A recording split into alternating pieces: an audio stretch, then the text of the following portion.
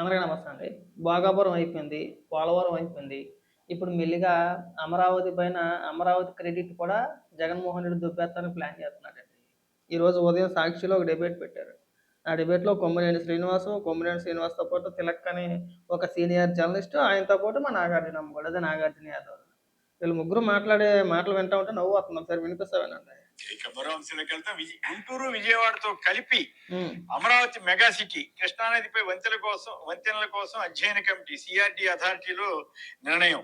రాజధానిలో 20 మెగావాట్ల data centre and 18 ఎకరాలు ఇస్తున్నారట. మరి అదే విశాఖపట్నంలో మరి డేటా సెంటర్ పేరు మీద 100 ఎకరాలు ఇస్తున్నారు, కొండల్ని కొట్టేస్తున్నారు, కొండల్ని గుండు చేసేస్తున్నారు అనే విమర్శలు వస్తున్నాయి కదా. మరి ఇక్కడ 18 ఎకరాల్లోనే మరి డేటా సెంటర్ 20 మెగావాట్ల డేటా సెంటర్ వస్తుంది. వచ్చిన నష్టమే ఉంది, నీకొచ్చిన ఇబ్బంది ఏముందండి అందులో? కొమ్ములేని నువ్వు సీనియర్ జర్నలిస్ట్ అయిపోయావు, కానీ లేకపోతే ఇంకోలా ఉండేది.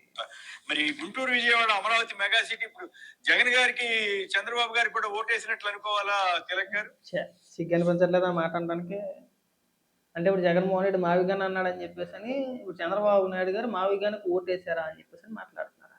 అసలు సిఆర్డీఏ పరిధి ఎంత మేరకు ఉందో చూసారా? చూసే మాట్లాడుతున్నారా, చూడకుండా మాట్లాడుతున్నారా? ఇప్పటి నుంచి కాదు, ఎప్పటి నుంచో చెప్తున్నాం. విజయవాడ గుంటూరు మధ్యన అమరావతి నిర్మాణం జరుగుతుంది.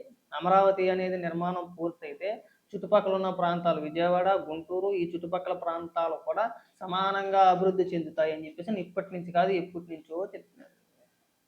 మీరు ఇక్కడికి వచ్చేసి క్రెడిట్ ఇచ్చేసే ప్రయత్నం. మధ్యలో తిలక్ అనే ఒక అతను మాట్లాడాడు. ఆయన మాటలు మనకి ఎందుకులే కానీ, మన నాగార్జునమ్మ కూడా ఏం మాట్లాడుతున్నాడు వినిపిస్తా చూడండి.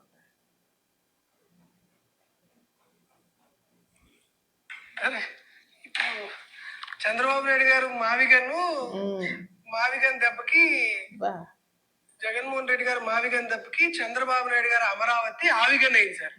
అమరావతి విజయవాడ గుంటూరు అయింది, అంతే కదా. టోటల్ గా పిక్చర్ అదే. జగన్మోహన్ రెడ్డి గారు మావిగన్, చంద్రబాబు నాయుడు గారు ఆవిగన్ అన్నాడు, అంతే కదా.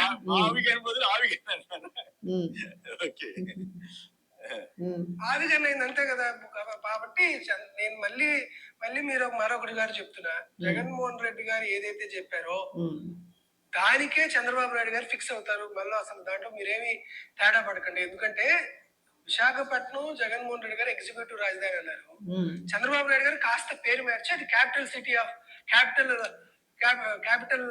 సిటీ ఆఫ్ ఆంధ్రప్రదేశ్ అన్నాడు. సరే, మనం కర్నూలుని జగన్మోహన్ రెడ్డి గారు దానికి సంబంధించిన లెజిస్లేటివ్ క్యాపిటల్ అన్నారు. పాపం నారా లోకేష్ గారు ఇప్పుడు ఏమంటున్నారు, పూర్తవుతున్న తర్వాత ఇప్పుడు కర్నూలులో నేను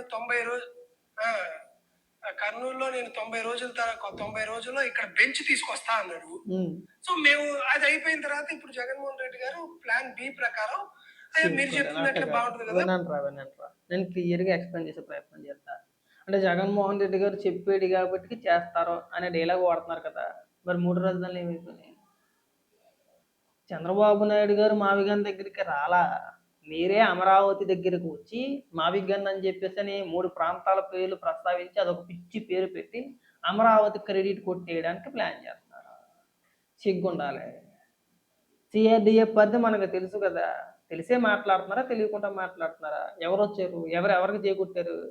జగన్మోహన్ రెడ్డి అమరావతికి జై కొట్టాడు. అది డైరెక్ట్గా చెప్పలేక ఇప్పుడు అమరావతికి జై కొడితే మన పార్టీ కార్యకర్తలు, నాయకులు అందరం ముఖం మీద తుపుక్కుని కాంట్రీని చూసేస్తారని డైరెక్ట్గా చెప్పలేక మావిగన్ అని చెప్పేసి వంకెట్టి అమరావతి క్రెడిట్ని జగన్మోహన్ రెడ్డి దోచేసే ప్రయత్నం చేస్తున్నారు.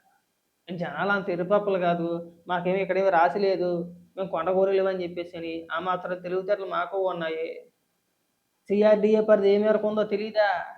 మీరు చెప్పింది అదే పేర్లు, మధ్యలో మచిలీపట్నం తీసుకొచ్చారు, విజయవాడ అన్నారు, గుంటూరు అన్నారు. సాధారణంగా రాజధాని అభివృద్ధి చెందేదే విజయవాడ గుంటూరు మధ్యన. మరి ఆ మధ్య ప్రాంతం అభివృద్ధి చెందితే ఆటోమేటిక్గా ఈ 3 ప్రాంతాలు కూడా అభివృద్ధి చెందినట్టే కదా లెక్క. మరి ఇప్పుడు ఎవరికి జై కొట్టారు? జగన్మోహన్ రెడ్డి అమరావతికి జై కొట్టాడు. చంద్రబాబు నాయుడు గారు మావిగానికి జై కొట్టలా. మీరు పూటకొక మాట మాట్లాడతారు, రేపు పొద్దున మావిగాని కాకుండా ఇంకొకటి అంటారు. అప్పుడు ఏం చేస్తారు? సిగ్గుపడంటారు కొద్దిగైనా కానీ. కొంచెం కూడా సిగ్గు చెర లేకపోతే ఎలా నాగార్జున?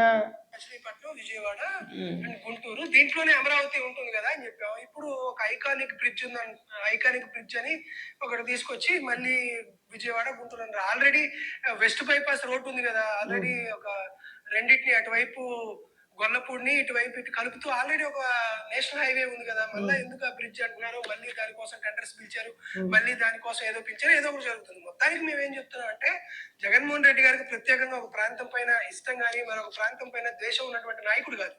అమరావతినైనా, విశాఖపట్నాన్నైనా, కర్నూలునైనా అందరూ ఒక ఆంధ్రప్రదేశ్ రాష్ట్ర ముఖ్యమంత్రిగా ఒక తల్లి కడుపులో పెట్టినటువంటి బిడ్డలాగా అన్ని ప్రాంతాన్ని ఒకే దృష్టితో చూసేటువంటి ఒక గొప్ప గుణం జగన్మోహన్ రెడ్డి గారికి ఉంది. కాబట్టి ఖచ్చితంగా చంద్రబాబు నాయుడు గారి ఆవిగన్నన్నా, జగన్మోహన్ రెడ్డి గారి మావిగన్నన్నా ఆంధ్రప్రదేశ్ రాష్ట్రంలో ఒక గ్రీన్ ఫీల్డ్ రాజధాని ఉండాలా, లేకపోతే అన్ని ప్రాంతాలను విస్తరిస్తూ ఒక సమకాలీనటువంటి ఆంధ్రప్రదేశ్ సామాజిక పరిస్థితులన్నింటినీ వారి యొక్క ఆలోచనని ప్రతిబింబించాలా, ఒకే విధమైనటువంటి అభివృద్ధి అన్ని ప్రాంతాలకు ఒక సమభివృద్ధిలో జరగాలనేటువంటి కాన్సెప్ట్ తో జగన్మోహన్ రెడ్డి గారు ఎప్పుడూ ముందున్నారు. కాబట్టి ఖచ్చితంగా జగన్మోహన్ రెడ్డి గారు తీసుకున్నటువంటి నిర్ణయం పట్లే చంద్రబాబు నాయుడు గారు రావడం అనేది ఆంధ్రప్రదేశ్ రాష్ట్ర ప్రజలందరినీ గమనించవలసిందిగా కోరుతున్నాం. చెప్పులు తెగిపోతే అలాంటి పెద్ద డైలాగులు అన్నీ చేసేది మాట్లాడితే ఇదో జబ్బు అయిపోయిందిరా మీకు. మీకు పిచ్చో ఎర్రో మెంటలో మాకు అర్థం కావట్లా.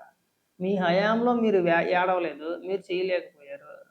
చంద్రబాబు నాయుడు గారు ఆ రోజు నుంచి ఈ రోజు వరకు కూడా రాజధాని పైన పలు మాటలు మాట్లాడలేదు. ఒకే మాట. అప్పుడు అమరావతి అధికారంలో ఉన్నప్పుడు 2014 నుంచి 2019 మధ్యలోనే అమరావతి అన్నారు. 19 నుంచి 24 వరకు కూడా అమరావతి రాజధాని అన్నారు. ఇప్పుడు కూడా అమరావతి రాజధాని అన్నారు. మీరు ఈ లోపు ఎన్ని మాటలు మార్చారా? పైగా ఈ రోజు వచ్చి క్రెడిట్ దొబ్బేసే ప్రయత్నాలా? కనీసం జనాలు నవ్వుకుంటున్నారు అనే ఇంగిత జ్ఞానం కూడా లేకపోతే ఎలారా మీకు? మరి ఎవడన్నా నమ్ముతాడా నాగార్జున? మన మాట మనం పూటకో మాట మాట్లాడుతుంటే ఎవడన్నా నమ్ముతాడా? ఇవాళ అమరావతి క్రెడిట్ కూడా దొబ్బేసే ప్రయత్నం చేస్తున్నారు కదా. మరి విశాఖపట్నం ప్రజలకు ఏం సమాధానం చెప్తారు? 3 రాజధానులు అన్నారు కదా. ఇవాళకి కూడా ఒక దానికి సమాధానం చెప్పలేకపోతున్నారు. అసలు 3 రాజధానుల బిల్లు ఎందుకు వెనక్కి తీసుకున్నారు? ఎవరు వద్దన్నారు మిమ్మల్ని? మీరు 3 రాజధానులు ప్రకటించారు కదా, ప్రకటించారా లేదా? 3 ఏళ్ల తర్వాత 3 రాజధానుల బిల్లు వెనక్కి తీసుకొని మళ్ళీ సరికొత్త బిల్లుతో మళ్ళీ వస్తామన్నారు. మీరే అసెంబ్లీలో జగన్మోహన్ రెడ్డి చెప్పాడు. మరి దాని గురించి ఎందుకు మాట్లాడట్లేదు? మీకు ఇంకా 2 ఏళ్ళు అధికారం ఉన్నా సరే మరీ సరికొత్త బిల్లు ప్రవేశపెట్టకపోగా నేను విశాఖపట్నం వెళ్ళిపోతానంటే కాపురం అక్కడే పడతాను, అక్కడి నుంచే పరిపాలిస్తాను అన్నాడు. ఏమైంది? మరి దానికి ఎందుకు సమాధానం చెప్పట్లేదు? మీరు అధికారంలో ఉన్నప్పుడు ప్లాన్ బి ఎందుకు గుర్తుకు రాలేదు? మరి అప్పుడే చేయొచ్చు కదా. 3 రాజధానుల ప్లాన్ ఫెయిల్ అయింది, బాగానే ఉంది. ఇమీడియట్గా ప్లాన్ బి ఉందండి, మచిలీపట్నం, విజయవాడ, గుంటూరు, మావిగాన్ ప్లాన్ బి అమలు చేస్తామని చెప్పిన అప్పుడే చెప్పచ్చు కదా. ఎందుకు చెప్పలేదు? కేవలం అమరావతి రాజధానిగా కేంద్రం గెజిట్ ఇచ్చిన తర్వాత, గెజిట్ నోటిఫికేషన్ జారీ చేసిన తర్వాత ఇక మనం రాజధాని పీకేది ఏమీ లేదు. అసలు ఇంచు కూడా కదల్చలేము. ఇప్పుడు అర్జెంటుగా దీనికి క్రెడిట్ దొబ్బేయాలి. అప్పుడు ఏం చేయాలి?